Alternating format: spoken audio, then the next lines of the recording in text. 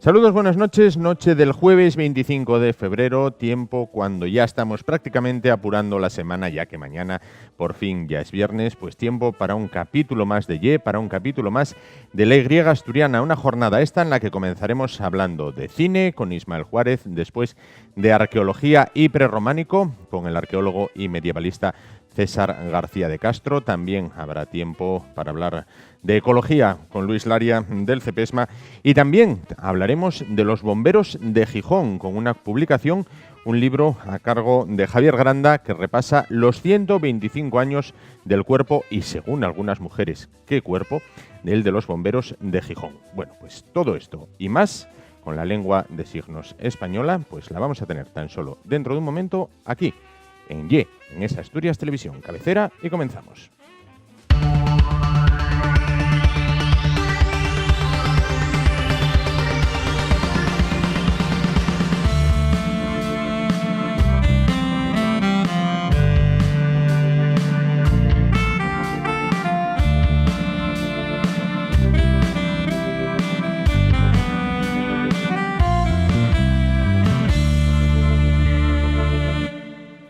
Se aproxima ya la gala de los Oscars, con lo cual al hablar de cine hay que hablar de esta fecha que para todos los cinéfilos está marcada en el calendario y con números bien grandes y en rojo a poder ser. Para hablar de los Oscars encuentra con nosotros Ismael Juárez, crítico cinematográfico. ¿Qué tal? Buenas noches. ¿Qué tal? Buenas noches. Bueno, pues vas a hacer tu quiniela particular de estos Oscars, luego vamos a apuntar y después podemos ver cuántas acertaste y cómo te fue en esta quiniela, que espero que tengas más suerte que la que tengo yo con la de fútbol. Vamos a ver si es así. Sí, no quiero ser cenizo, pero vamos, no suelo acertar en las quinielas. O sea, bueno, porque te guías más por el gusto propio que por lo que, más por el corazón que por la razón, o por qué. No sé, la verdad es que no lo sé.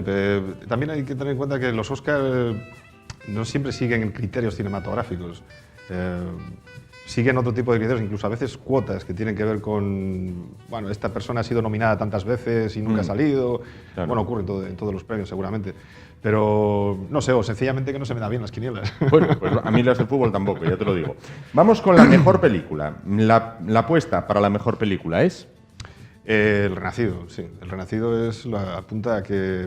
Lo cierto es que hay 7 películas en total y hay películas que están bien este año. Otros años a lo mejor están más flojas, pero este año hay bastantes, incluso con directores como Steven Spielberg. El Renacido es una película que ha impresionado básicamente por el uso de la narrativa, de la técnica, perdón. Lo cierto es que la historia tampoco da para mucho. O sea, es la historia de una venganza, no tiene más. Pero es cierto que los planos secuencia, que ya son marca de la casa de Iñárritu, pues han impresionado a todo el mundo, y es una película que recurre mucho a Malick, aunque todo el mundo coincide en que no emociona como Malick. Aunque utiliza las metáforas como Malick, no llega a ese nivel.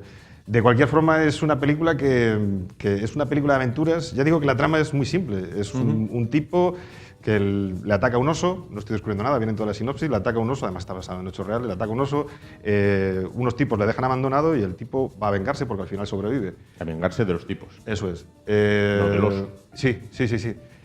No del oso. Claro. Entonces, la trama no da más de sí. Sencillamente es eso, el uso de la narrativa. Hay gente que quiere ver un poco de narcisismo en Iñárritu, ¿no? A la hora de, bueno, unos planos secuencia a veces a lo mejor innecesarios. A mí me gusta mucho la película, creo que ha gustado a todo el mundo, pero ya digo que, aunque está nominada a Mejor Película y seguramente gane, lo curioso es que, por ejemplo, el guión no está nominada. No. Eso dice mucho de que la trama es sencillamente una película de aventuras que no da más que para eso, ¿no? El ejercicio de Leonardo DiCaprio es un ejercicio muy físico, ¿no? Pero tampoco Tom Hardy le da muchos matices al malo, pero ya digo que es una película, además se disfruta mucho en pantalla grande. Pero no creo que se convierta en un clásico. O sea, sí es verdad que es meritorio dentro de lo que es la trayectoria de Iñárritu, pero no creo que de aquí a 20 años hablemos del del Renacido como un clásico. Ajá. Pero puedo equivocarme. Es que Bueno, me vamos a gusta ver. pensar muchas veces en las películas, en cómo se verán esas películas dentro de 20, 50, Claro, 50 claro. años. Hubo mucha gente que en su momento con la Guerra de las Galaxias decía, esto es una película que no va a Sí. ningún sitio, y sin embargo se ha convertido en una película de referencia. Y ahí quedó, claro que Eso. sí. Vamos con el mejor director. El mejor director, lo más probable es que se lo lleve Iñárritu. Es lo que toca, ¿no? Ahora bien, a mí me gustaría señalar a otro director que quizás no es tan conocido, es más independiente, de hecho se dio a conocer en Sundance hace unos años. Abrahamson, se llama Leonard Abrahamson, y es la película La habitación. Es una película más modesta.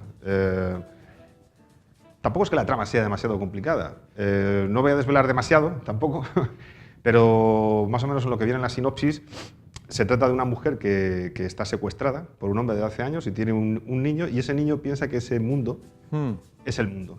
La habitación en la que están encerrados es el mundo. Y es verdad que hay dos partes en la película que no quiero desvelar, pero ya digo, no hay un despliegue.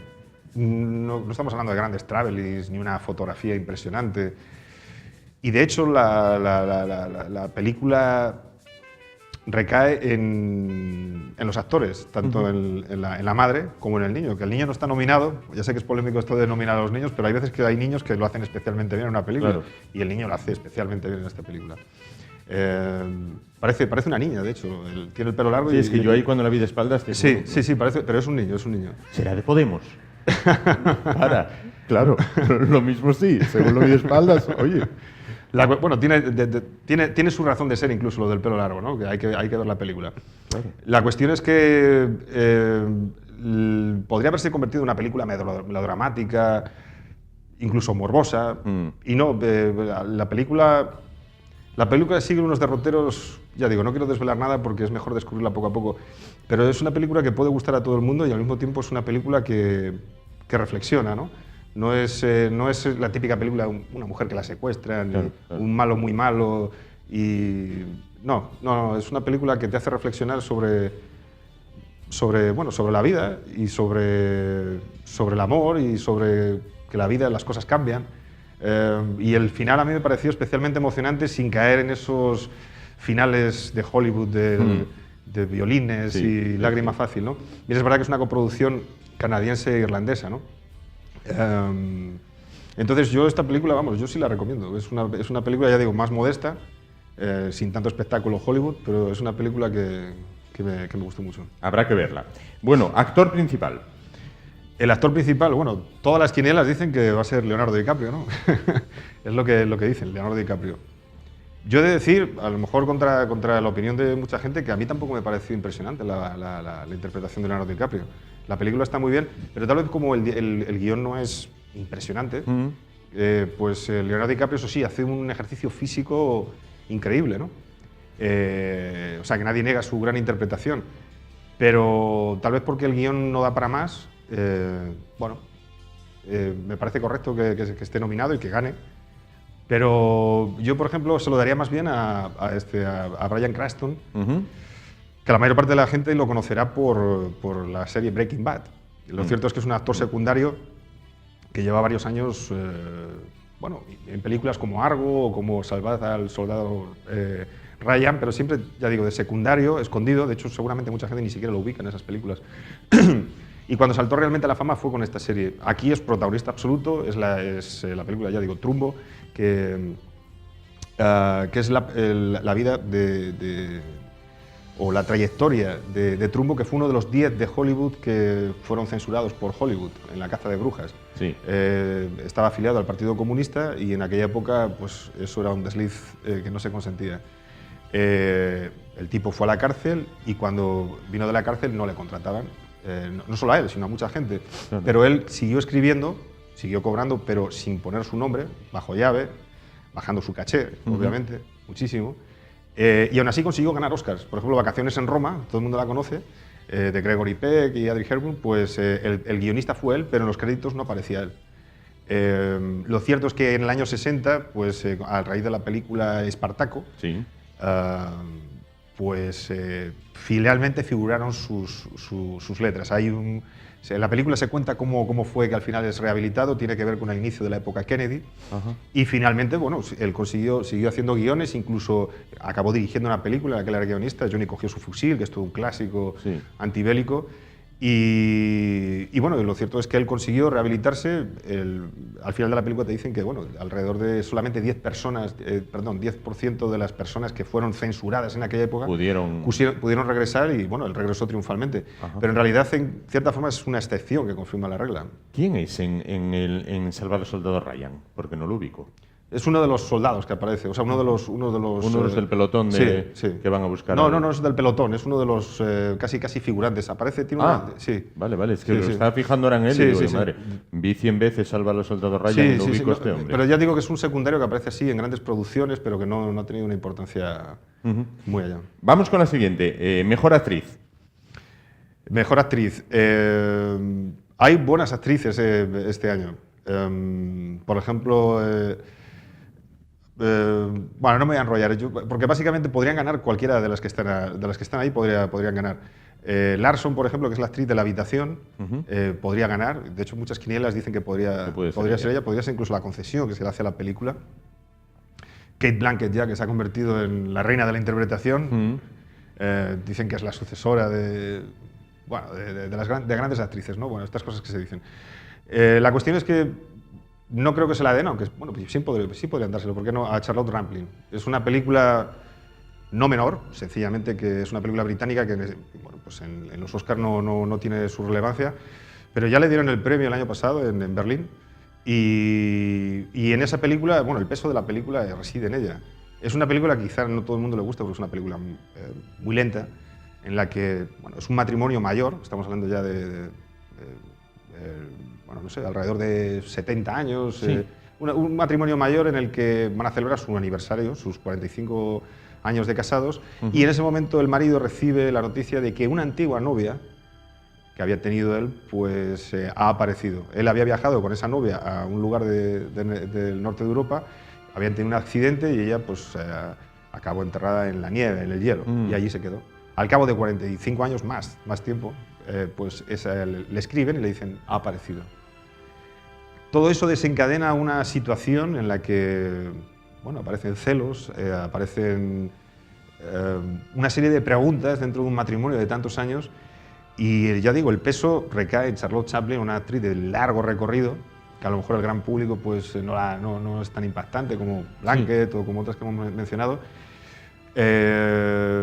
Y es muy sutil, la película es muy sutil. O sea, cualquier persona que le interese en las películas en las que hablan de sentimientos, en las que hablan de preguntas incluso que a veces no se pueden verbalizar y que tienen que ver con el amor y también con la soledad, pues es una película altamente recomendable. Y ya digo, todo muy sutil, al servicio, todo se va desvelando poco a poco y todo está basado en la interpretación de esta actriz. Entonces yo apostaría por ella. Pero a lo mejor no se lo dan. Vaya. Bueno, lo veremos. Mejor guión original. El mejor guión original. La verdad es que no tengo ni idea de cuál le van a dar. Seguramente el que voy a decir no se lo den, porque es una película de animación, aunque está nominada, obviamente. Sí. Yo diría que se lo van a dar a Spotlight, que es una buena película que bueno, cogió unos hechos reales. Como vamos a hablar del otro, no me extiendo con esta, pero Spotlight cuenta con muchas cruces, ¿no? para llevarse el premio al mejor guión original. Una historia además complicada de periodistas que destapan un caso de pederastia de la Iglesia Católica en Boston, un caso complicado donde además hay mucha población católica, irlandeses y tal, y de algo que aparentemente no es, quiero decir, es difícil de narrar y que sea emocionante, la película lo consigue, está muy bien escrito el guión. Pero yo apostaría por Del Revés, porque creo que... Por la de dibujos, por la del Revés. Sí, es una película de animación. En primer lugar porque bueno, me gusta reivindicar las películas de animación como una película, ¿no? Cualquiera cuando está bien hecha. Y esta película está bien hecha. Es cierto que está dirigida al público infantil principalmente, pero creo que está hecha con muchísima inteligencia. Cualquiera que la haya visto o que la vaya a ver se dará cuenta de que los niños la disfrutan mucho, pero simplifica mucho muchas cuestiones que tienen que ver con psicología. Son cuestiones psicológicas puras y duras y que un adulto puede entender y incluso puede llegar a analizar por encima o mejor que... Sí. Mira, es cierto que bueno, ya hay ejemplos, ¿no?, de estos últimos años en los que hay películas que es verdad que trascienden lo meramente infantil, ¿no? Y los adultos lo pueden disfrutar.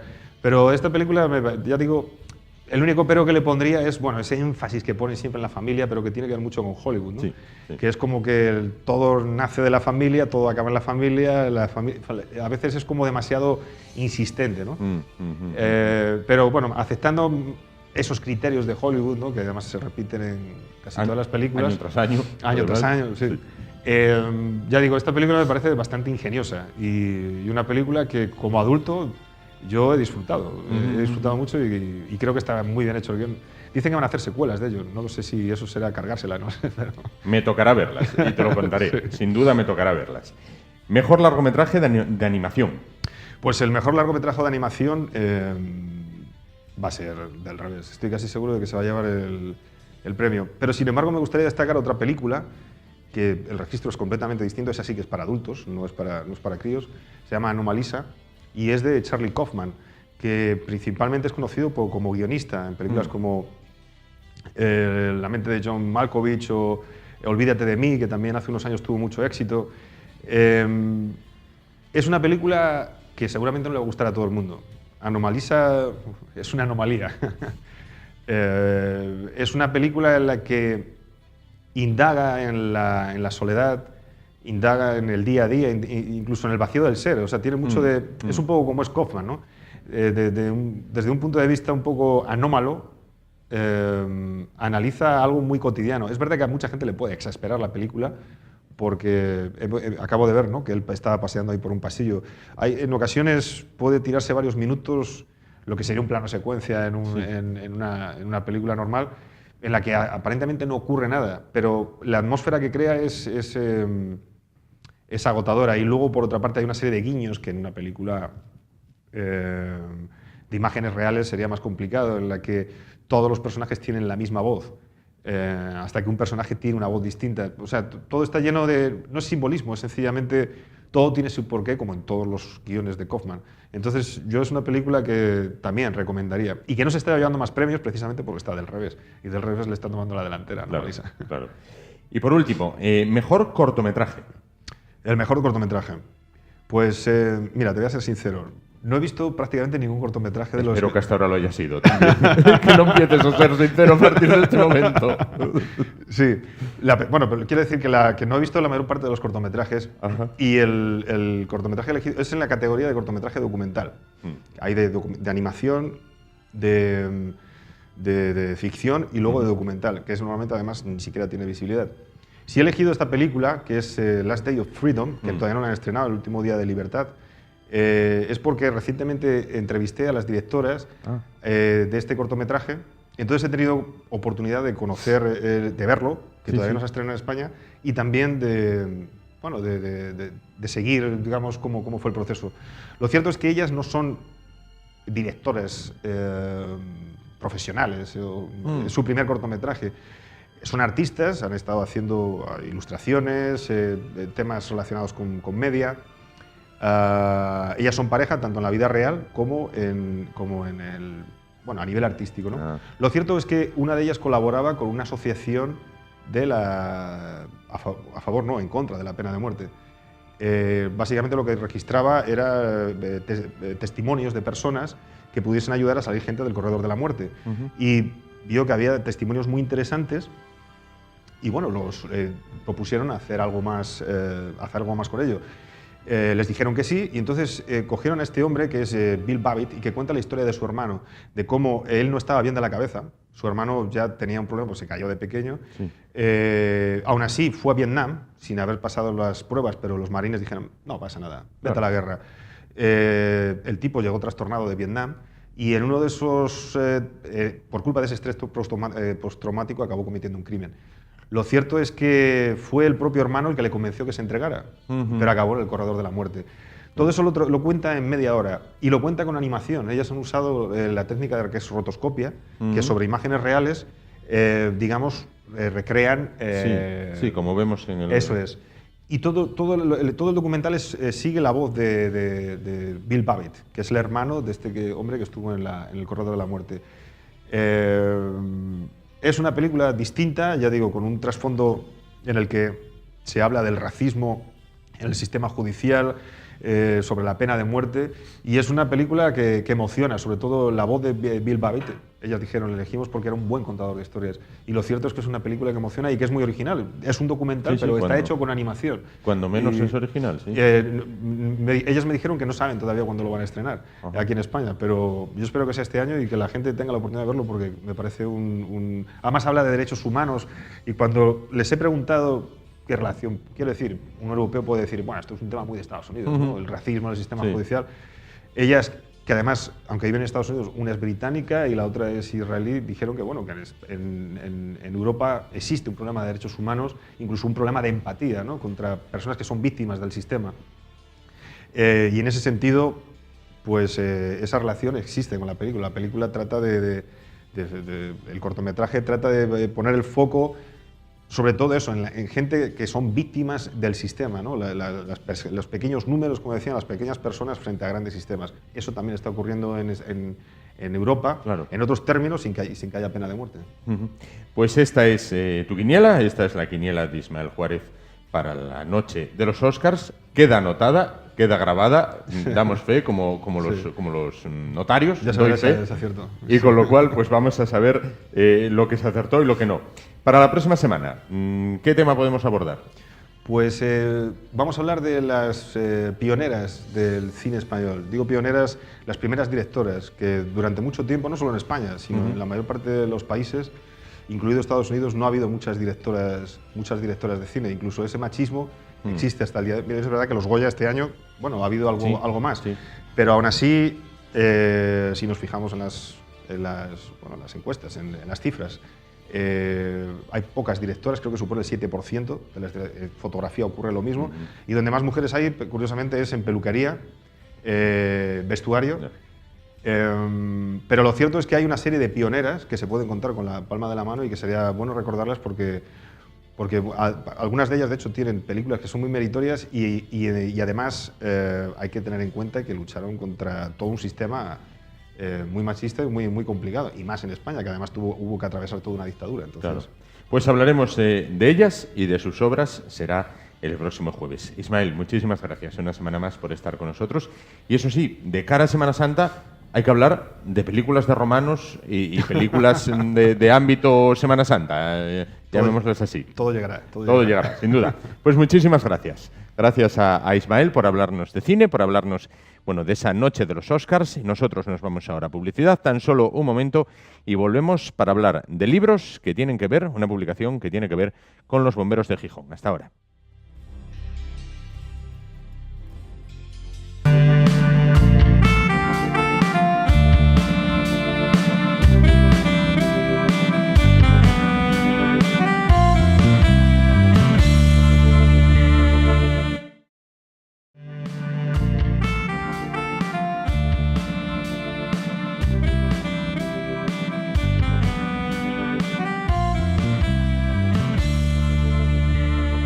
Hay profesionales que día a día se juegan la vida o tienen un oficio de riesgo y son capaces de dar la vida por los demás.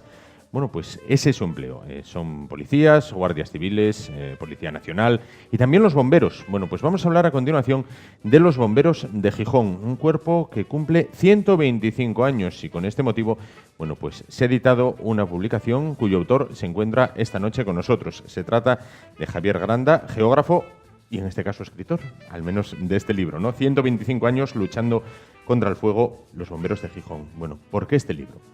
Buenas noches, lo primero, Juan, y gracias por la invitación para estar esta noche aquí con vosotros. Bueno, el libro es un libro, por decirlo de alguna manera, un libro de encargo municipal. El Ayuntamiento de Gijón tiene una línea editorial sobre temas vinculados a la ciudad. Y en este caso concreto, al cumplirse los 125 años desde la creación del cuerpo, dentro del propio cuerpo de bomberos, alguien destapó la idea o tuvo la idea, oye, pues era una cosa interesante poder celebrar el 125 aniversario con una publicación que recogiese la historia y los entresijos del cuerpo. Y bueno, un poco por ahí surgió la idea. Claro. Los bomberos, vamos a ver, es un oficio de riesgo, como decía yo antes, pero prácticamente atraen a todo el mundo. Atraen a los niños, para los cuales, bueno, pues son como superhéroes. A los hombres los consideran héroes, las mujeres los consideran como los cuerpos perfectos, vamos, rozando los cánones griegos de la belleza. ¿Qué tienen los bomberos que le cae bien a todo el mundo? Bueno, sobre todo porque son, por decirlo de alguna manera, agentes públicos que velan por la seguridad de los demás y porque tienen un oficio de riesgo. Son gente que no teme a ese riesgo, que lo asumen en su trabajo y claro, eso deslumbra. Luego, por otra parte, son profesionales muy cualificados, que trabajan duramente todos los días, que se ejercitan en las maniobras específicas de su trabajo, que hacen que trabajan mucho la condición física para estar en buena condición física, para poder responder a las contingencias del trabajo, y todo eso hace que se vean envueltos, yo creo, en una especie de aureola mística que genera una fascinación en general. Y luego, por otro lado, por ejemplo, desde la perspectiva de los niños, en Gijón, en el Parque de Bomberos de Gijón, se trabaja mucho los temas de prevención, se hacen campañas escolares, pero ya desde hace bastante tiempo. Entonces, digamos que son cercanos a la población y generan esa fascinación yo creo que por ese trabajo, ¿no? En el otro tema no te digo nada, simplemente te doy un dato anecdótico. Bueno, pues dos compañeras nuestras hoy pensaban que los que venían, que eran dos bomberos de Gijón, y decían, bueno, yo esa entrevista no me la pierdo. Entonces, vamos, estaban encantadísimas. Al final el que vino fue el autor del libro. Pero bueno, no generaste tanta expectación como podía haber generado un bombero. Pero bueno, anécdotas supongo que en el libro habrá 1000. Sí, porque bueno, claro, recoge los 125 años desde la creación del Cuerpo de Bomberos y una parte importante del trabajo es de archivo, de documentación, y una parte importante del mismo también es de hablar con el personal actualmente en servicio. Entonces, entre la documentación de archivo y lo que te cuentan, sí hay muchas anécdotas y hay cosas realmente curiosas y sorprendentes. Estaba pensando, los primeros vehículos que tuvo el Cuerpo de Bomberos, estoy hablando desde finales del siglo XIX y principios del siglo XX, transportaban el material de incendios, los casos que tenían, en carretones de manos. Quiere decir que los bomberos hacían de porteadores. Posteriormente se compraron varios caballos para hacer del tiro de los caballos, ¿no? O sea, ya dejaron la fuerza bruta, digamos, de los efectivos del cuerpo, se empleaba en el desempeño de la función, que era apagar los incendios y salvar a las personas, y no tanto en transportar los materiales.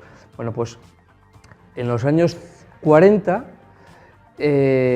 los dos vehículos que tenían era un camión que habían requisado del ejército, un GMC, y un camión internacional.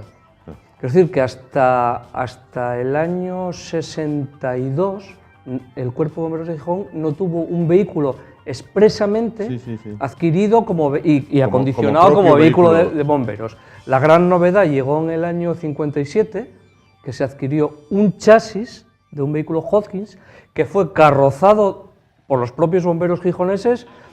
Se le incrustó se preparó una bomba y tal. No sé, y estamos hablando de 2.500 litros de capacidad. Claro. Estamos hablando de algo casi artesanal. Claro. Madre Entonces, esas son algún tipo de anécdotas muy curiosas. Luego hay una historia que es especialmente interesante y yo creo que es única en los parques de bomberos de España, de este país, que es que hay una saga de bomberos, la familia Valdés, que llevan 4 generaciones. 4 generaciones, nada menos. Dentro del Cuerpo de Bomberos. El fundador de la saga se enroló en las filas de bomberos en la primera promoción, en el año 1890, y ahora mismo hay 2 descendientes suyos, 2 bisnietos, que son bomberos en activo. Que si tienen un crío ya sabe lo que le toca. Bueno, yo creo que esa familia está marcada por la profesión, sí. Claro. Los bomberos tienen mucho, yo creo, de vocación. Yo creo que es un trabajo que, aparte, toda remuneración económica que reciban, me parece que es poca para la peligrosidad del trabajo. Por eso creo que es un trabajo muy vocacional. Claro, eso te quería preguntar. ¿Has tratado con ellos? ¿Crees que están suficientemente valorados? Creo que están valorados socialmente. Yo creo que tiene una consideración social alta. Sí. La gente, yo creo que les respeta, les admira, aquello que hablábamos antes. Ahora, es un cuerpo que demanda. Los bomberos, tú hablas con ellos, siempre demandan más personal, demandan siempre mejoras técnicas, mejoras en equipamientos, mejoras en formación, y eso, vamos, a mí me consta que el Ayuntamiento de Gijón trabaja muy bien y lo organizan bien y se preocupan, quiero decir, por que estén al día en las técnicas y en los equipamientos, pero aún así siempre hay demandas. Claro. Entonces, vamos, a mí me parece que las demandas son totalmente justificadas.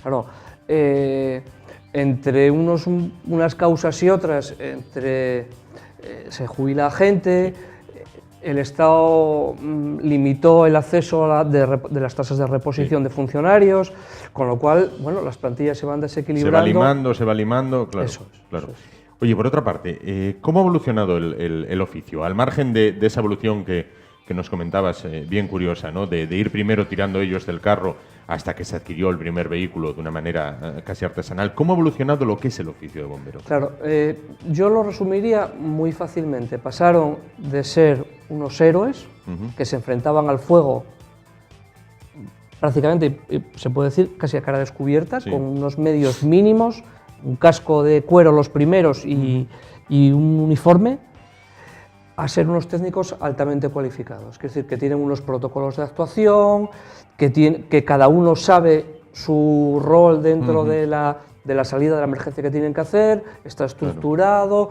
ensayan constantemente, que se tienen prácticas diarias de simulación con lo que se van a encontrar en la calle. Entonces, yo creo que el tránsito es el de unos héroes por la precariedad de medios con los que se enfrentaban a las contingencias de trabajo, a ser unos técnicos altamente cualificados y profesionales.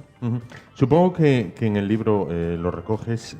¿Cuál fue el peor incendio que sufrió Gijón desde la época que hay bomberos? Sí, hombre, te voy a contar casi a título anecdótico, que antes se me había pasado. Sí. La primera intervención del Cuerpo de Bomberos de Gijón se produjo en julio de 1890. Fue una salida a un incendio de una fábrica de Julio Kessler que estaba en el barrio del Carmen. Esa fue la primera intervención documentada de los bomberos. En los años 40 hubo un incendio importante, no sé si en el año 41 o 42, hubo un incendio importante en el Atahoyo, que arruinó por completo la factoría del Teatro de Comedia Asturiano, que fue una pérdida importantísima en bienes materiales, y había muchos decorados, eran de no recuerdo ahora muy bien el nombre, pero que era de un pintor famoso, que fue una pérdida, la compañía quedó, vamos, totalmente arruinada, y se perdió todo el material. Y otro incendio muy renombrado, que tuvo mucha repercusión en los medios de comunicación de la época, fue un incendio que se produjo en el año, creo que de 61, no estoy seguro si fue en el 61 o 62, yo creo que en el mes de febrero, cuando se quemó el edificio de la gerencia del ferrocarril de Langreo.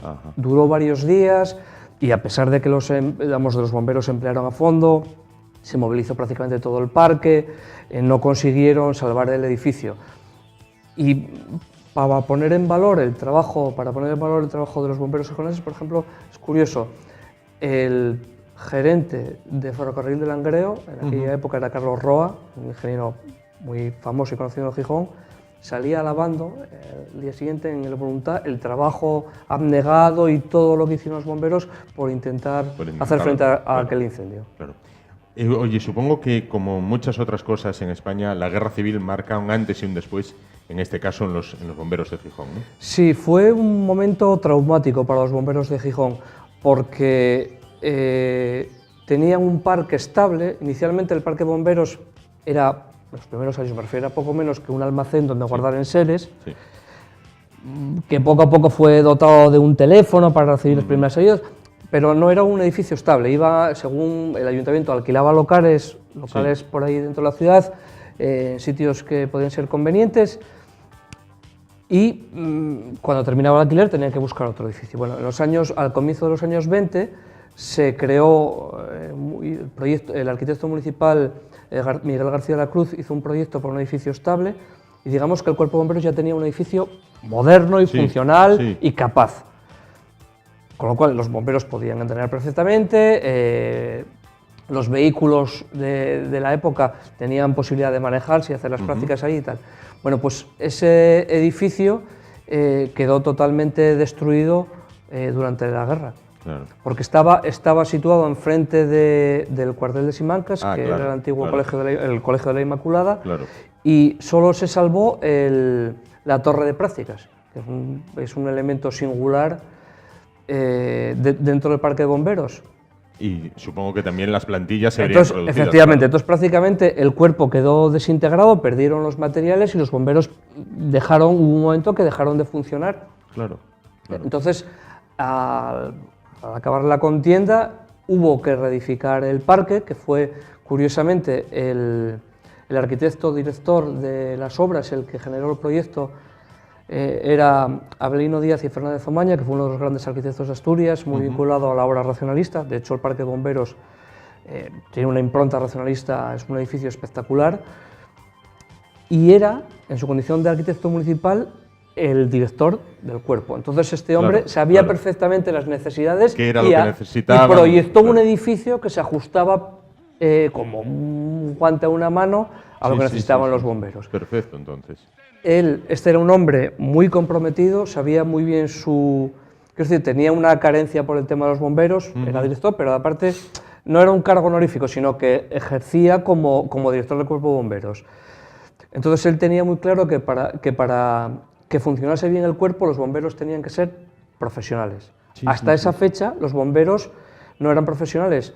Tenían otra ocupación dentro del ayuntamiento, eran carpinteros, eran electricistas, más antiguamente se dedicaban a cuidar el empedrado.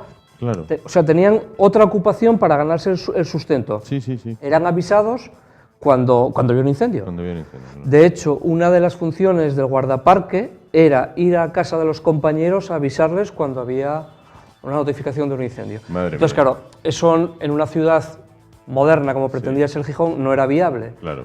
Entonces, la respuesta del director, de este Abelino Fernández Omaña, fue profesionalizar el cuerpo. Redactó un reglamento moderno para la época, insistió mucho en las autoridades municipales que era lo razonable, y al final se aprobó el reglamento en el año 45 y los bomberos pasaron a ser personal municipal, con lo cual ya tenían una retribución fija por su trabajo. Claro, claro, claro. Bueno, ¿con cuántos hombres comenzó el servicio en Gijón?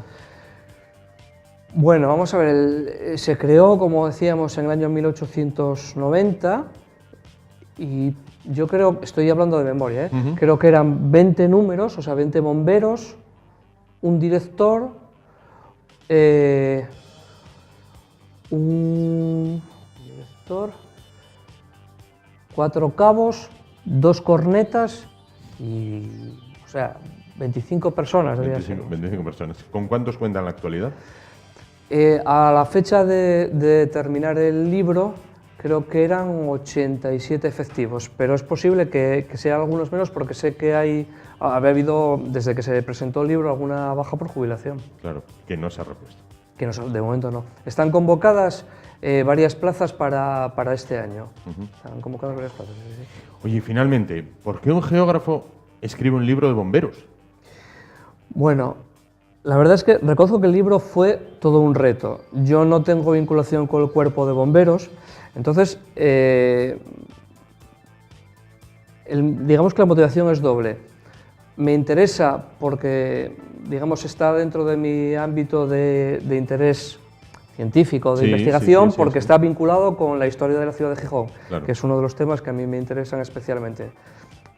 Vinculado, y vamos, desde la perspectiva geográfica, porque tiene mucho que ver con la ciudad. El Cuerpo de Bomberos nació vinculado a la traída de aguas de Llantones. Ajá.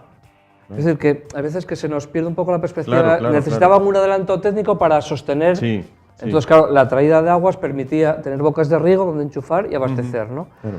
Entonces, quiero decir que son pequeñas historias que se entrelazan y todas confluyen en la ciudad de Gijón, que es eso. Claro. Y luego el otro interés es que se trata de un libro conmemorativo promocionado por el ayuntamiento. Entonces es, digamos, un libro de encargo en ese sentido. Bueno, pues nada, perfecto. Te voy a realizar 3 encargos para finalizar. El primero, ya que le comentaste a mi director que nos quedábamos con el libro, el primero que nos lo dediques. Es un placer. ¿Vale? El segundo encargo que te voy a realizar en este caso, me comentabas que te apasiona lo que es la historia de Gijón. Bien, ayer, en el programa de ayer, teníamos con nosotros al director, o al editor en este caso, de la revista Vivir Oviedo, un hombre verdaderamente apasionado por todos los temas que tienen que ver con Oviedo, con la capital asturiana. Estoy buscando para entrevistar una persona que sea igual de apasionada, solo que de Gijón. Entonces, creo que me vas a servir de ayuda para localizar a esa persona. Me pongo en tus manos para que me digas, oye, pues fulanito es un apasionado de Gijón y sabe todo acerca de Gijón y los gijoneses. Y el tercer encargo es que nos puedas poner en contacto con esta familia saga de bomberos, uno tras otro, para conocer si esa saga va a continuar. Lo que esté en mi mano, vamos, no dudéis que lo intento. Pues perfecto. Pues si nos dedicas el libro, muchísimas gracias, Javier Granda, geógrafo y en este caso escritor, autor del libro 125 años luchando contra el fuego, los bomberos de Gijón. Muchísimas gracias. Gracias a vosotros. Y nosotros, bueno, pues nos vamos ahora a dar paso a un vídeo. Hemos comenzado hablando de cine, después hemos hablado de libros, ahora vamos a hablar de música, pero lo vamos a hacer de la mano de José Manuel Valdés. Como saben, forma parte del proyecto mismanoshablan.es y nos acerca día a día cuál es la lengua, cómo es la lengua de signos española. Bueno, pues en este caso, referida a la música, lo vemos.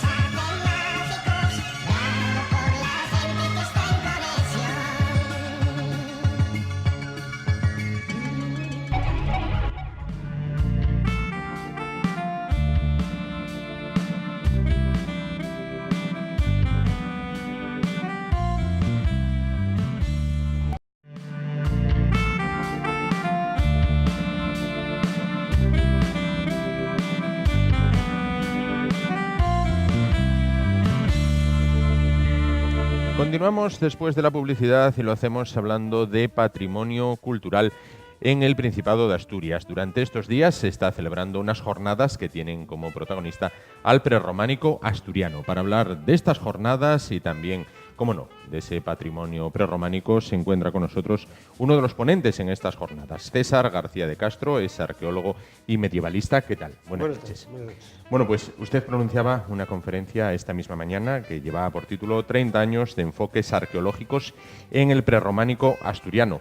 Bueno, ¿qué es lo que ha dicho para aquellas personas que no han podido acudir? Bien, en los últimos 30 años, coincidiendo con la declaración como Patrimonio Mundial de los primeros monumentos asturianos, Lena, Lillo y Naranco, pues ha habido un avance muy considerable. En primer lugar, se ha investigado arqueológicamente en la práctica totalidad de ellos. Es decir, hemos hecho excavaciones arqueológicas con su correspondiente documentación en casi todos ellos. Pues me parece que son 13 de los 15. Ello supuso un avance cuantitativo de información objetiva que desconocíamos y luego también cualitativo porque ha permitido replantear muchas cuestiones y rellenar vacíos de información que no teníamos. Había habido intervenciones arqueológicas previas. Nos falta en muchos casos la documentación, no sabemos nada, no ha habido memorias ni informes de esas intervenciones, y en otros casos pues, la metodología realizada pues, era científica. Entonces lo que ocasionó fue pérdidas lamentables, enormes de información que son difícilmente paliables con la... Y por otro lado, en estos años, sobre todo a lo largo de la década de los 90 y los 2000, pues ha habido al menos 3 líneas de investigación independientes que cada una ha incidido en temas. Por ejemplo, pues está la línea de la metrología, sistemas de proporción y diseño de la arquitectura altomedieval, desarrollada fundamentalmente por Lorenzo Arias Páramo. Otro ha sido los estudios que a lo largo de los 90 fundamentalmente hicieron los miembros del Instituto Arqueológico Alemán, Achim Arbeiter y Sabine Noack-Heli, sobre publicando los estudios anteriores, la década de los 60 y 70, de los propios miembros del instituto, y después estudios propios que contribuyeron a difundir de manera muy notable este patrimonio en la bibliografía internacional. Hay que tener en cuenta que el español no es lengua todavía de cultura. Claro. Es decir, el alemán lo es en las ciencias humanas, el español no. Entonces, el público centroeuropeo se informa a través del alemán. Las obras del instituto pues, han contribuido en manera muy considerable. Y después la tercera línea, si me permite, pues es la mía, que también se inició con un trabajo analítico y tipológico sobre la arquitectura, ya publicado en el 95, y después he ido pues, avanzando, profundizando, replanteando cuestiones, incluyendo la propia escultura y arquitectura, y luego también la orfebrería y recientemente pues, la pintura también. Vamos a hablar un poquito del prerrománico, si le parece. ¿Está lo suficientemente valorado la arquitectura prerrománica? Tenemos que distinguir varios niveles. Vamos a decir, el nivel académico tiene sus sitios desde hace muchos años. Está en todos los manuales. De hecho, bueno, es una seña de identidad asturiana. Asturias la conocen internacionalmente por 4 cosas, que son fundamentalmente el picurriello, la sidra, el queso de cabrales y el prerrománico. Esos son los 4 hitos, digamos, que definen a bote pronto a un personaje de fuera, con una cultura media, ¿qué puede ser eso? ¿No? A nivel, digamos, de la cultura media del habitante de la región, yo creo que no. Es decir, se tiene una noticia muy vaga de que existen unos edificios antiguos. Hay mucha gente que confunde prerrománico y prerromano, la cronología. Es decir, el concepto de prerrománico no significa nada para la mayor parte de la gente, puesto que tampoco saben lo que es el románico. Entonces, solamente anterioridad cronológica. Pues. Y luego, la ignorancia es bastante generalizada. Yo lo sé cuando doy conferencias, las preguntas que me hace el público no especialista, no interesado en la materia, pues en general sobre la monarquía asturiana y demás. Son nociones muy vagas, escolares, pero olvidadas en una bruma. Hay que tener en cuenta que 1200 años son muchos para la memoria. Es muy difícil que una persona no acostumbrada a trabajar en términos históricos, a pensar en términos históricos, pueda remontarse 1100 años para atrás y ver lo que significa eso, ¿no? Entonces, contextualizar adecuadamente en términos históricos no, es prácticamente ignorado en ese sentido. Y luego los conocimientos que se transmiten en la escuela pues, son unos conocimientos muy anticuados. Normalmente tienen pues, 70, 80 años. ¿No? Casi nada. Sí. Casi nada. ¿Y está lo suficientemente cuidado? Como todo hay que distinguir. Bien, el aspecto exterior, digamos, la sanidad interna de los contenedores arquitectónicos es satisfactoria. Todo es mejorable, pero es satisfactoria. Es decir, no hay ninguno que tenga problemas estructurales, los edificios tienen un cierto seguimiento de mantenimiento, siempre a cargo de la administración autonómica, que se ocupa de su retejado, eliminación de humedades, drenajes perimetrales, hidrofugación de fachadas, reparaciones puntuales en caso pues, de tormentas o de vendavales o de que puedan afectar. Otro aspecto es el aspecto urbanístico, de su inserción urbana, y en eso cada monumento es un caso. Hay ejemplos que son excepcionalmente bien conservados, por ejemplo, pues, Valdedios, donde es idóneo para ir y disfrutar de su entorno. Otros tienen la herida de la autopista A66. La Y. La que va a Madrid, la que Santa Cristina de Elena, que si prescindimos la autopista y la vía del tren, el entorno es paradisíaco. Sí. Porque está con un proyecto de Santa Cristina contra el Aramo, contra el Cordón de la Calisa, y la imagen es extraordinaria, ¿no? Pero sabemos que hay una gran vía de alta capacidad a los pies del monumento y tal. Los que tienen entorno urbano, pues mire, claro, Santullano es está la autopista, que es inaudito, pero es lo que hay. Sí. Es la situación que hemos heredado y a ver cómo se puede ir mejorando.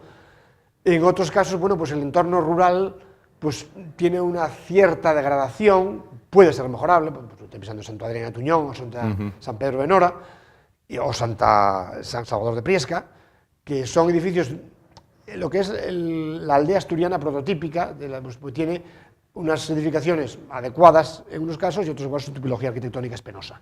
Y el contraste con el edificio pues es evidentemente mejorable y está pidiendo un derribo selectivo a veces, ¿no?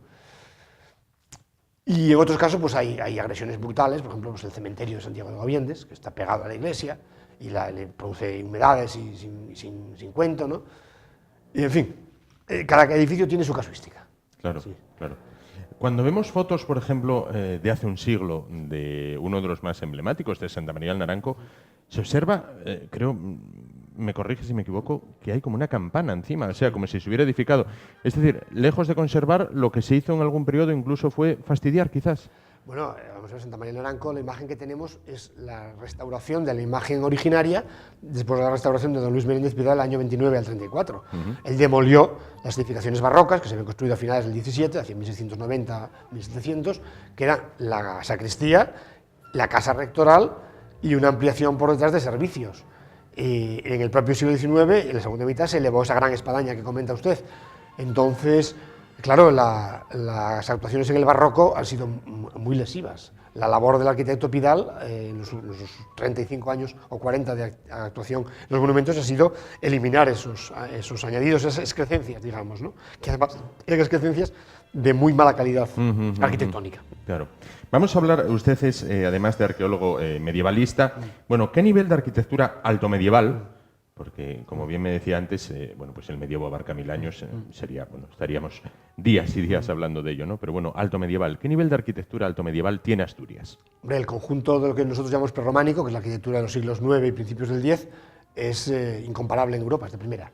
Primero por la coherencia, segundo por el número de edificios conservados, tercero por su concentración geográfica y cuarto por el grado de conservación de las estructuras originales. Es decir, no tiene comparación. Es decir, en el Europa occidental no existe un conjunto comparable en homogeneidad, en grado de conservación de la masa construida y en la coherencia interna de su diseño, ¿no? Eso es lo que le da su gran valor y lo que le ha hecho acreedor a ser incluido en la lista de Patrimonio Mundial, que es lo que estamos conmemorando estos días. Y después tiene una peculiaridad, que es que por el atraso secular de la región no ha tenido las reformas que normalmente estos edificios altomedievales padecen a lo largo de los siglos, ya bien pleno medievales, siglos XI, XII, en la Baja Edad Media, XIV, XV y sobre todo en la época barroca. Estos edificios han sido edificios al servicio de comunidades aldeanas muy pequeñas, cuya población permaneció estable durante 1000 años y no necesitó ampliación. Es decir, lo construido en el siglo IX fue suficiente hasta el siglo XX. Esa es la razón de su conservación. De hecho, hemos perdido el prerrománico que hubo en Oviedo, porque se sustituyó por fábricas renacentistas y barrocas y medievales ya en algún caso, ¿no? Precisamente sobre ese punto, sobre Oviedo, Gijón, bueno, tiene un origen, todo apunta que romano, Oviedo tiene un origen medieval. Hay zonas, no obstante, desconocidas para los asturianos, como puede ser la muralla, como puede ser la zona de la fábrica de la Vega, con vestigios medievales y que no se conocen. Bueno, del conjunto histórico de Oviedo tenemos una cierta información porque llevamos ya muchos años, 25 años de excavaciones arqueológicas. Tenemos más o menos una idea genérica, pero estadísticamente aceptable de lo que hay. La fábrica de armas sabemos que históricamente albergó un conjunto palatino alto medieval ahí, del que no sabemos nada y solo sabemos que puede estar en su grado de conservación, hasta que no excavemos, si alguna vez tenemos la ocasión, pues no lo podemos saber. La muralla, por ejemplo, pues es un elemento escasamente valorado en la conciencia ciudadana. Prácticamente es una trasera. La calle Paraíso tiene poco tráfico, que es donde está el gran fragmento conservado, y los ciudadanos de Oviedo no se identifican con su muralla. No es lo mismo que Lugo o Ávila, por ejemplo, por poner otros ejemplos paradigmáticos, o Mérida, ¿no? O Barcelona incluso, donde la presencia de la cerca es definitoria de su identidad como imagen ciudadana. En Oviedo no. En la calle Paraíso quizás una reforma de tráficos que le hiciera agradable. La calle Paraíso actualmente es muy desagradable transitar peatonalmente por ella, porque la acera es muy estrecha, y el lado de la muralla no se puede pasear porque pasa la calzada a escasos centímetros, entonces yo creo que repele un poco al paseo ciudadano. Está en una zona, digamos, históricamente de trasera de ciudad. Oviedo se ha proyectado precisamente hacia el exterior de la muralla y ha crecido en dirección opuesta a la calle Paraíso. Claro. Por otra parte, las pinturas de Santullano, bueno, pues últimamente se está debatiendo bastante sobre ellas. Bueno, ¿cuál es su opinión sobre el tema? Hombre, el objeto del debate vino porque se celebró en el 2015 el centenario de su descubrimiento. Entonces eso, bueno, pues dio ocasión pues, a la organización de unas jornadas también, una exposición, debates y demás, mesas redondas. Como conjunto artístico no tienen parangón en Europa, son excepcionales. Es el legado más importante desde el punto de vista de su valor artístico y patrimonial que nos ha legado el programa asturiano junto con la joyería. Es lo más importante. Tiene un inconveniente referido a su conservación, que es la lesiva restauración a que fueron sometidas en los años finales de los 70 y principios de los 80, restauración que afortunadamente, como se nos ha explicado en estas jornadas pasadas, pues es reversible, costará dinero, costará esfuerzos, costará tiempo, pero con voluntad se puede acometer. Y luego, bueno, pues su conservación está vinculada también a los problemas que genera la contaminación ambiental, movida, pues provocada por el entorno en el que está, los tráficos y etcétera. La situación no es fácil de resolver. De hecho, bueno, pues en los últimos 30 años pues está el asunto latente y no ha habido, digamos, ningún movimiento en serio hacia coger el toro por los cuernos. Yo creo que acciones como las que ha habido con motivo del centenario del descubrimiento pues empujarán evidentemente tanto a la opinión pública como a la acción político-administrativa a tomar medidas y a actuar, a atreverse a actuar, digamos. Es un poco lo que decía aquel filósofo de la Ilustración Kant, sapere audere, pues atrévete a saber, pues aquí agere aude, ¿no? Atrévete a actuar, ¿no? Diríamos. Requiere consenso, requiere muchos estudios, hay muchos estudios hechos, sabemos razonablemente cuál es la problemática, sabemos cómo hay que acometer, falta quizá voluntad política y consenso ciudadano, digamos, apoyo ciudadano a la iniciativa política para enfrentarse al problema.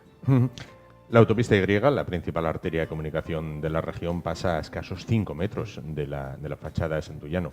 ¿Cuál sería la solución a adoptar? Bueno, pues lo primero es la reducción de los tráficos. Son dos cosas distintas. La autopista ha mejorado, vamos, el impacto de la autopista ha mejorado muchísimo desde que se abrió primero la Ronda Sur, evidentemente, y después pues, por la reducción de las velocidades y demás. Eso ya es un factor muy importante. Y luego la apertura también de la AS2 como salida de vida alternativa, pues también. Y después está el problema de la separación del tráfico. Bueno, eso ya se ha debatido muchas veces, si hacer un bulevar, si soterrar, si desviar, entonces entramos en la fábrica de armas. Hay que distinguir el problema estético, que es muy importante en la prevención, del real problema de agresión física.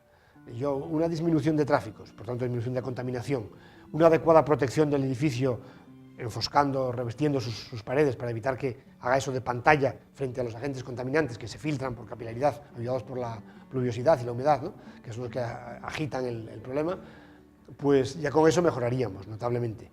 El entorno es mejorable, puesto que bueno, pues actualmente pues, por el lateral sur y el norte se discurre entre barro la mitad del año. Claro, no está ni pavimentado ni adecuado al entorno de un monumento de su categoría, ¿no? Se ha salvado su entorno un poco más lejano con la creación del parque, ¿no? La urbanización de la fábrica de la Quinta de Velarde, mejor dicho, pues, provocó que se, digamos, amojonara un espacio que, salvo en la autopista, el edificio respira. Pero requiere solucionar la fachada del sur. Yo no me atrevería a pronunciarme sobre si a mí el soterramiento me provoca también muchos temores, porque las demoliciones acarrean vibraciones y demás, y cantidad de polvo que se levantaría durante años. Y yo creo que una vez que el tráfico fuera desviado y reducido, se puede acometer un retoque de acondicionamiento paisajístico sin cirugía, simplemente con ocultación. Aporte de rellenos y crear un espacio colchón alrededor del inmueble. Claro, son decisiones que suponen pues, una gran inversión pública un empeoramiento de las condiciones de acceso a la ciudad por esa vía, evidentemente restricciones, efecto embudo y demás, pero bueno, eso son decisiones, hay que optar entre una cosa u otra, no se puede tener todo. Claro. Vamos a hablar un poquito de su profesión, de la profesión de arqueólogo. Bueno, citaba usted antes las excavaciones arqueológicas que se realizan. Bueno, cuando a una persona se le habla de excavaciones arqueológicas o se dice que se va a entrevistar a un arqueólogo, normalmente piensan en esto. Va a verlo ahí en el monitor. Vamos a verlo.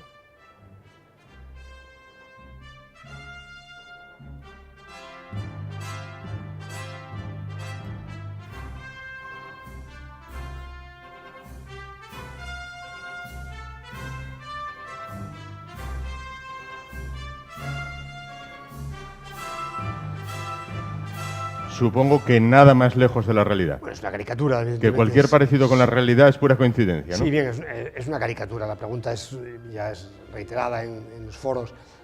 No, la arqueología es un trabajo eminentemente analítico, requiere largos plazos, porque la elaboración del dato, digamos, toda la historia, la obra histórica, la arqueología es parte de la historia, es una técnica de obtención de información histórica, pues requiere una asimilación de datos muy diferentes que proceden de fuentes muy distintas que han de ser integradas por una solamente. Esto lo diferencia notablemente de la investigación de las ciencias naturales, donde la producción de resultados, es decir, la concepción del experimento, la puesta en práctica del experimento y la obtención de resultados es mucho más rápida normalmente. En el campo de las ciencias históricas, la necesidad primero de elaborar el dato, que ya es una tarea digamos, laboriosa y paciente y difícil. Luego requiere que esos datos sean integrados en una sola cabeza. No cabe la diversificación de funciones, como en un laboratorio. Claro, no, aquí es una sola cabeza la que tiene que integrar múltiples datos. Eso indica que la cabeza tiene que procesar y estar preparada para procesar. No se improvisa, es una labor de años, es una labor de madurez. O sea, no se puede ser un arqueólogo competente a los 25 años. A los 25 años está aprendiendo uno, empezando los rudimentos del oficio. Con los decenios se hará uno arqueólogo, igual que se hace un historiador o se hace uno novelista. Claro. Es lo mismo, el mismo proceso. La integración, la comprensión del fenómeno humano, del comportamiento humano, tanto individual como social, es una técnica muy compleja y que exige madurez biográfica.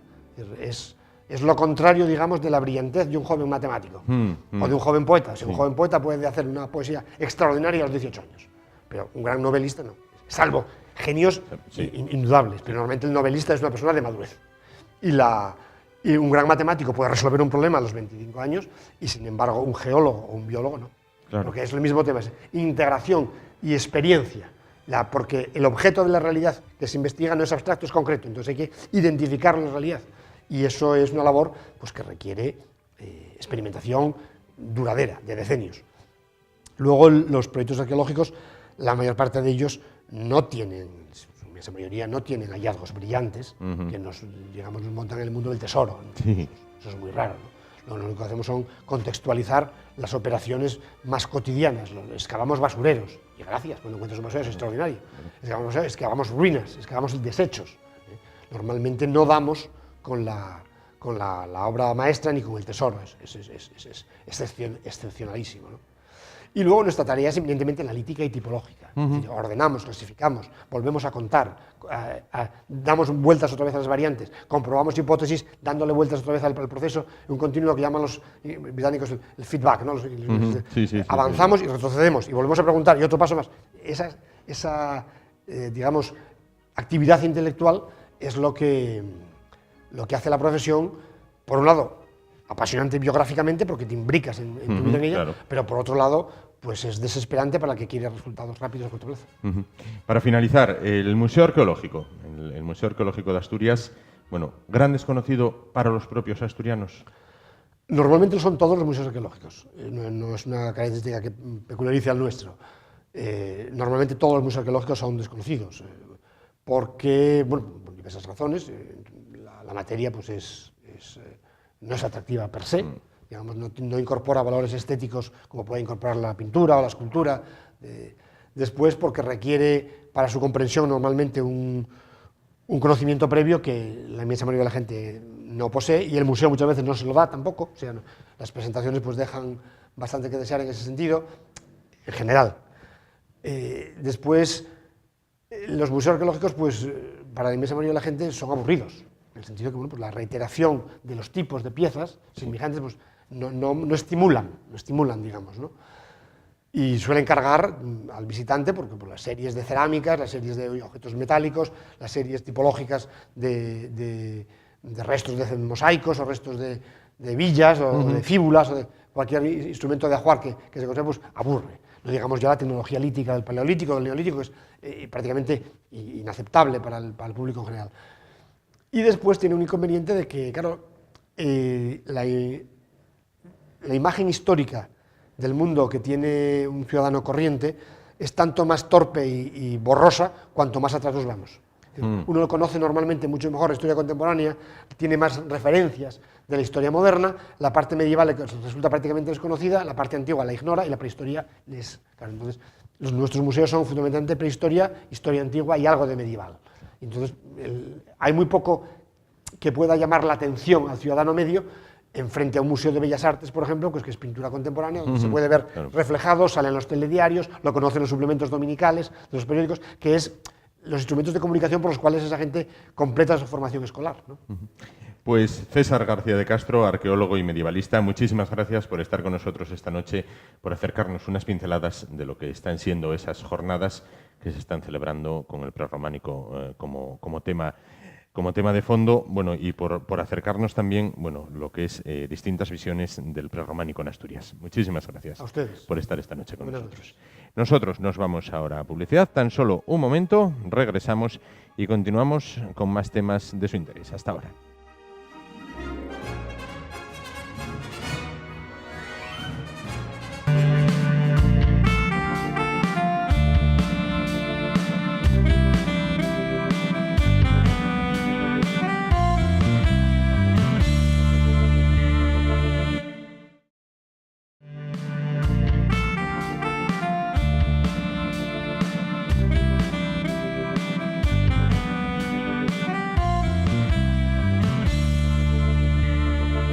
Afrontamos ya la recta final del espacio de hoy y vamos a hablar de naturaleza y de su conservación.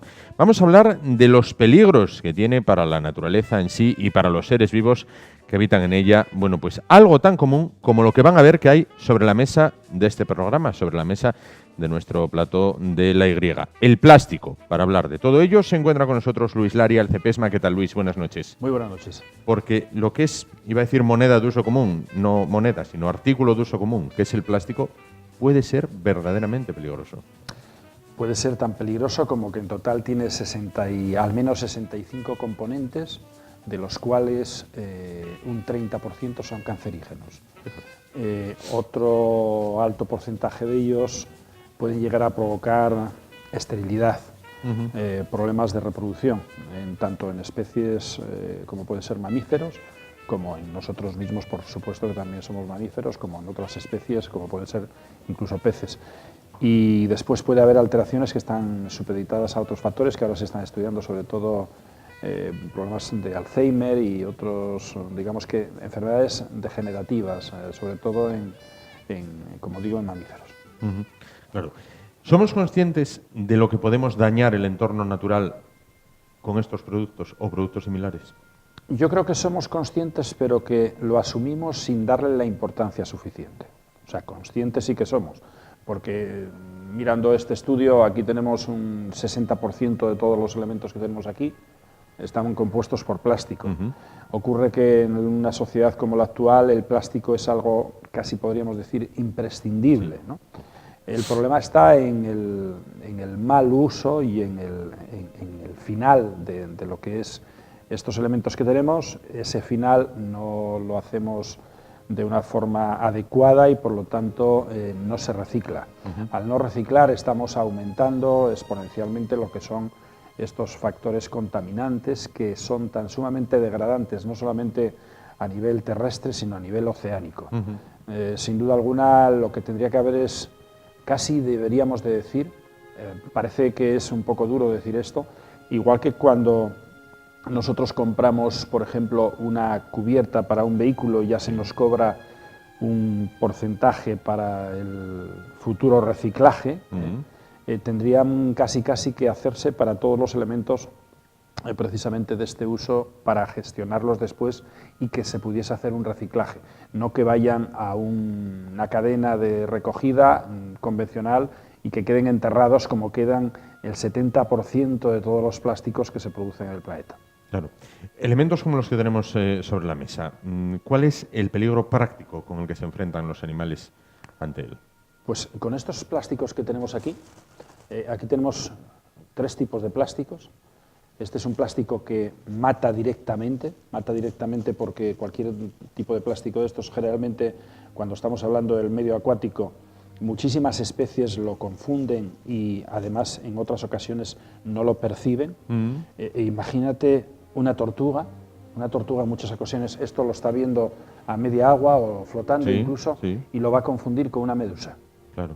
Directamente, lo confunde con una medusa y lo va a meter en la boca. Las espículas que tiene precisamente el tracto digestivo de una tortuga le imposibilita volver a exteriorizar el plástico. O sea que lo que va a hacer es tragárselo. Pero esto lo tragan cantidad de especies, incluso cetáceos, que podríamos hablar de 2.000 o 3.000 kilos, como puede ser un cifio, los cifios, pero también ballenas, etc. Este plástico de igual manera, incluso plásticos como pueden ser de embalar, por ejemplo, la hierba, lo que se denomina silos. Yo he visto una ballena con un plástico que tenía 3 metros cuadrados. Estamos hablando de 3 metros cuadrados de plástico. Vi algún cifio con hasta 7,5 kilos de plástico en el estómago y en el intestino, embutido como si fuese la carne de un chorizo en lo que es la propia tripa. Digamos que todos estos plásticos matan directamente tal cual están, pero después hay otros que incluso estos, que aparentemente diríamos, bueno, esto tiene que matar solamente a lo que estábamos hablando, animales muy grandes, y esto ya es un poco extraño que alguien lo trague, porque esto tiene una densidad, es diferente, ¿no? Pero es que esto, cuando pasan unos años, en el medio terrestre podríamos hablar de unos 6 años, 6-7 años, y en el medio acuático podremos hablar de unos 25 o 30 años, las alteraciones que se provocan en estos elementos son motivadas por lo que es los cambios térmicos, la radiación solar y muchos otros factores que hacen que realmente esto, estamos viendo que es lo mismo, que es un elemento de estos, resulta que esto después de unos 25 años, lo que ocurre es que termina siendo esto. Se va fragmentando de tal manera que se convierte en micropartículas. En piezas muy pequeñitas, ¿no? Efectivamente, pero estamos viendo que se queda como un polvillo, ¿no? Ese polvillo, fíjate que estamos hablando de plástico duro. Espera, vamos a apartar esto para que se vea. Fíjate cómo se está partiendo y se está creando como un polvillo que es micropartícula. ¿Qué ocurre? Que entonces ya no solamente es, digamos que un animal grande el que lo va a ingerir, sino que incluso animales que incluso están en la primera base de la escala alimentaria. Estamos hablando, por ejemplo, de la comunidad planctónica. El plancton, en realidad, esos organismos que son base alimentaria de muchos invertebrados o incluso peces, etcétera, o incluso ballenas, ese plancton ya ha sido grabado comiendo plástico. Comiendo plástico porque son micropartículas que es como si fuera polvo. Ya ves cómo se está partiendo, ¿no? Entonces, ¿qué ocurre? Que en esa cadena alimentaria estamos poniendo un ejemplo, el plancton que está ingiriendo este plástico resulta que va a ser, digamos, el sustento alimentario, ese plancton va a ser el sustento alimentario de una segunda escala alimentaria, en este caso depredadora, y a su vez las 4, 6 o 10 escalas hasta la escala superior, en el cual podríamos hablar de los cetáceos o podríamos hablar de nosotros mismos. ¿Qué ocurre? Que nosotros de forma inconsciente estamos comiendo del orden de casi 10 gramos anuales de plástico. ¿Por qué? Porque lo podemos tener incluso en la sal. La sal de cocina, se hicieron estudios últimamente y tiene un porcentaje tremendo de plástico. Lo que pasa es que está en polvo, está en una suspensión. ¿Pero cómo la sal tiene plástico? La sal precisamente por los procesos que lleva la sal después para que termine en una cocina, ¿no? Entonces, realmente el plástico no lo tenemos solamente por esta descomposición que se genera, sino por el propio roce, por los calentamientos. Por ejemplo, un plástico metido en un microondas está expulsando al alimento en cierta medida un porcentaje de toxicidad, de esa toxicidad que tiene el propio plástico. Bueno, metemos un plástico de estas condiciones, un tupper, por ejemplo, que lo metemos y alcanza 100 o 150 grados de temperatura, eso obviamente está teniendo una expansión hacia el exterior, hacia el elemento que estamos queriendo calentar. Las botellas de agua, o sea, el arrastre en sí, simplemente el roce, y ya supone algo, porque hay algunos plásticos que realmente tienen unas deficiencias importantes para ser contenedores o recipientes. Entonces ocurre que nosotros estamos comiendo un pescado y en un momento determinado ese pescado se ha alimentado de de otras presas que ya han ingerido plástico. Por lo tanto, nosotros acumulamos en lo que es un año, unos 10,5 gramos de plástico por persona. Luis, vamos a hacer un alto en el camino. Mira, estamos viendo estas imágenes sobre el monitor. Cuéntanos un poco qué son estas imágenes que estamos viendo. Bueno, este es un vídeo, es un corto, dura solamente unos 4 minutos y medio, que hemos realizado precisamente para crear sinergias positivas hacia lo que es el consumo sostenible, la eliminación de los plásticos, el que realmente se reciclen, etcétera, y va sobre todo dedicado a los niños. Si hay algún padre o alguna madre que ahora nos está escuchando, le aconsejo que se quede hasta el final de la entrevista porque va a poder ver el vídeo completo. Y les aconsejo también que no es una hora tarde para verla, pues que cojan a los niños y que se sienten con ellos pues en el salón o en la habitación a ver el vídeo. Incluso que lo descarguen. A nosotros nos los piden multitud de colegios y centros educativos. Y precisamente pues es una historia en la cual vamos a hacer un recorrido de qué pasa con un plástico en una zona de montaña. Con un plástico, con una bolsa de plástico común de las del supermercado. O sea, no estamos hablando de un plástico industrial ni nada por el estilo. Un plástico de una bolsa de... Una bolsa de plástico de las normales y corrientes. De las del supermercado. Efectivamente. Bien, pues... Una vez finalice la entrevista contigo, Luis, en este caso, como bien decías, lo van a poder ver de forma íntegra. Bueno, pues son unos 4 minutos aproximadamente. Aquellos que el niño ya ha ido para la cama, mañana en la redifusión a partir de las 5 y media de la tarde, bueno, pues también lo van a poder ver porque verdaderamente merece la pena. Y merece la pena por varios factores, entre ellos porque no solamente por no contaminar el medio ambiente, sino por no contaminarnos a nosotros mismos y hacer que nuestros hijos tengan una forma de entender el futuro, la vida de la naturaleza y la vida de ellos mismos más honesta que la que hemos tenido nosotros hacia los demás, ¿no? Dentro de la escala, vamos a ver, no la escala evolutiva, sino la escala de peligrosidad de cuántos residuos podemos arrojar a la naturaleza, ¿el plástico está entonces en el más peligroso por encima del vidrio y de demás o los hay aún más? No, el vidrio no tiene una peligrosidad a priori ni de ninguna manera comparable en absoluto con el plástico. El plástico lo que tiene son bifenilos, tiene muchísimos componentes que para llegar a ser un plástico es una bomba de relojería en muchísimos factores. Realmente se han hecho estudios no solamente en el ser humano, sino también en otros animales que tienen un contacto directo con los plásticos y, como decía antes, incluso hay problemas de reproducción muy, muy serios y alteraciones incluso genéticas a posteriori después, ¿no? En el caso de los plásticos, el problema tendría que ser mucho más subsanable. Es muy fácil porque es algo tangible, es algo que en un momento determinado nosotros vemos que es un objeto, que es un elemento, que es una bolsa, que es reciclable 100%. Sin embargo, bueno, pues hay otros elementos como pueden ser los metales pesados, que también los plásticos tienen metales pesados, pero por ejemplo si hablamos del mercurio, hablamos de algún otro de eso se nos puede diluir y es muy difícil. Es muy difícil, en primer lugar no se va a poder reciclar y en segundo lugar es muy difícil atacar o atajar precisamente donde se está produciendo ese vertido, porque se va a alterar en el medio en el que esté, bien sea el terrestre o bien sea el acuático. En el tema del plástico podría revertir hacia una economía importantísima también. Tenemos que darnos cuenta de que, por ejemplo, en la vertical entre San Francisco y Hawái, en el Pacífico, tenemos una isla de plástico que tiene 700.000 kilómetros cuadrados. Estamos hablando de la extensión de la península ibérica al completo.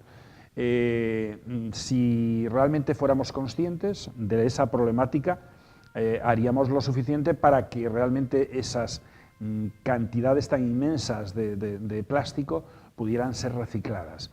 De hecho, ya se están poniendo en marcha, pero no precisamente por los países que tienen capacidad para hacerlo, sino que a nivel incluso individual hay incluso alguna universidad que está creando mecanismos para poder captar ese plástico y después pues reutilizarlo en otros elementos después de lo que es precisamente el reciclaje. Pero mientras que no pensemos en que estamos matando a cantidad de seres vivos y nos estamos matando a nosotros mismos haciendo un mal uso del plástico, obviamente es impensable pensar que el futuro pueda ser sostenible. Realmente el plástico creo que tendríamos incluso que penalizar lo que es el consumo del plástico. Lo comentaba antes de entrar en antena, te comentaba el tema, por ejemplo, de las cubiertas, en este caso de los neumáticos de los vehículos, que ya pagan un porcentaje en el momento de la compra para que después el reciclaje ya esté asumido económicamente.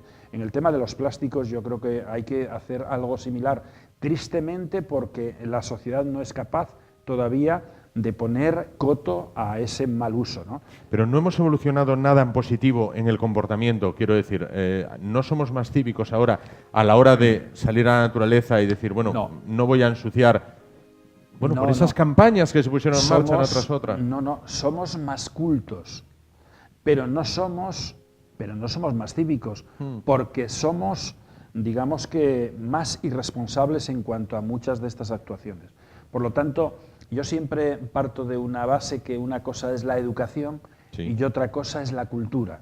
La educación es la que te hace pensar que esto no lo debes de tirar al suelo, este plástico no lo debes de tirar al suelo. Y la cultura es la que te tiene que decir qué tiene este plástico y qué provoca este plástico. Pero si realmente la cultura no se eslabona con la educación, ese plástico termina en el suelo y no importa a nadie. Cuando vemos un botellón, cuando vemos una fiesta, resulta que al día siguiente aquello es el como si paisaje hubiese después de pasado una batalla. Atila. Está arrasado todo. Se recogen a veces, pues incluso hablamos de 2 o 3 toneladas de plásticos y de botellas y de X, de lo que sea. Y resulta que es que si miramos quiénes estaban en esas fiestas o estaban en esos botellones, era gente que tiene una carrera o que está a punto de terminarla o que tiene 2 carreras y no, ahora no es la disculpa de que realmente no tenemos conocimiento de lo que son estos elementos. La disculpa no sirve porque el problema es que no existe la educación. No somos responsables y cuando no somos responsables la educación queda soslayada completamente y está relegada a un segundo plano y hacemos lo que hacemos. Lo triste efectivamente es que teniendo cultura, somos una sociedad cada vez más culta, tenemos más conocimiento, no seamos capaces de ese conocimiento elevarlo al sentido común que está ahí al lado y decir, yo sé que esto es negativo, voy a usarlo, pero voy a intentar que no revierta en un problema a posteriori. Todos tenemos que utilizar plástico. Claro.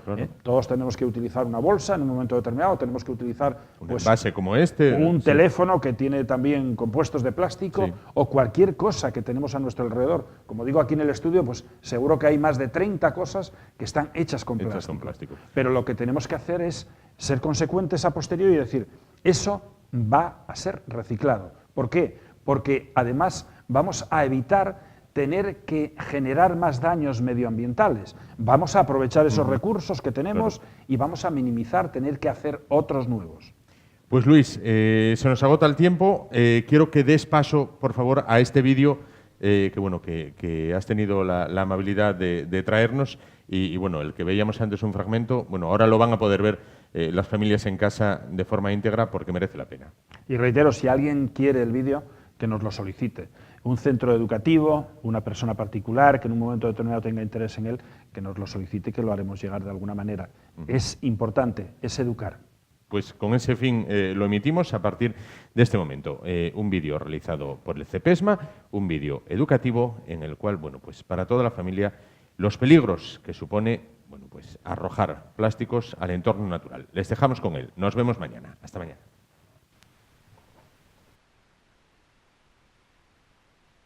Hola, mi mamá está preparando una bolsita porque nos vamos a ir al monte. Vamos a ir en bicicleta. Yo soy Antonio y tengo algunos problemillas con la alimentación. Por eso me pone mi mamá el nombre. Mira, ya estamos todos.